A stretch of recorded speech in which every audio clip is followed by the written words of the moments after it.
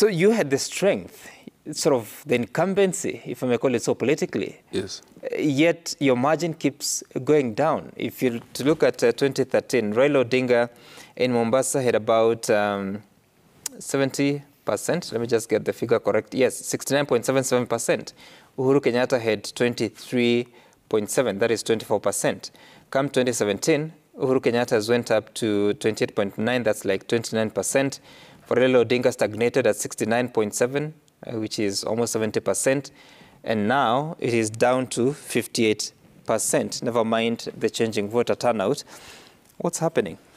I think it's a mixture also of partly what Danson was saying. You see the coast region and partly some of our support bases have been wired in a way that were anti-government. True. I think the political DNA of some of our support bases have always been anti-government because government has been perceived to be the key perpetrator in terms of, intrusion into their rights. It's talk about land rights. But beyond land rights, remember there has been historically the question of human rights, extrajudicial killings, and many of these things which you must admit that post-handshake became a bit muted. Yeah?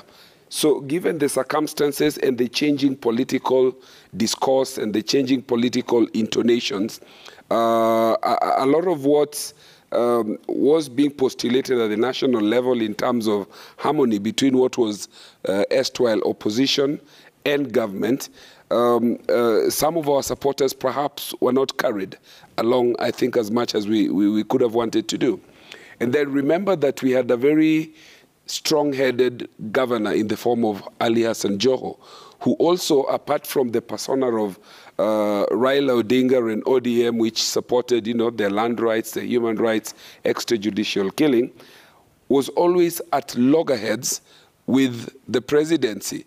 And it was loggerhead in terms of protecting the rights of the people at the coastal region, on the one hand, and the personification of the then president as the persons who have been the person who've been taking away their land rights. So some of these things happened and the conversations took place and there was a shift without, I think, doing enough to carry along the people of the coast region, I think, when we did that. And I think some of that is what I think the deputy president may have taken advantage of, even though doing that with both sides of his mouth. Because on the one hand, he's the one person who has over 2,000 acres, quote unquote, given to him by Basil criticals. Yeah? So when he says he has set aside X amount of money in his next budget, assuming that he gets there, to give to the landless, I think one of the things he ought to have been telling people is, how did we get to a position where, as deputy president, you have 2,000 acres of land in a place where people are talking of being squatters and talking about being landless, and then succeeding, and here I think I don't want to be disrespectful to our voters, but how gullible sometimes our voters can be. The very same person who says he took away the pot and took it to some place now comes back and says, I will bring it back to you. The same person who has 2,000 acres of land in unexplained circumstances now comes and says, I will donate money. How about starting by saying, I give up these 2,000 acres of land? After all, they were given to him as a gift. Why not begin by saying, as president, and to show commitment, I will take my 2,000 acres of land and I will give back to you. But I think in whole, what I deduce from the reduction of our support base in terms of numbers consistently is the success with which the deputy president has managed to play doublespeak. One, taking advantage of what the government does and has succeeded to do for the people, and on the other hand, coming out and taking, distancing himself from some of the things that the people think are affecting them. And especially, I think, the conversation on the question of economy. I think we must admit that part of being on the side of the handshake, when you talked about high prices of food, of fuel, the economic, the dip in terms of the economy, I think being on the side of the handshake kind of put us on the wrong end of the stake with the populace.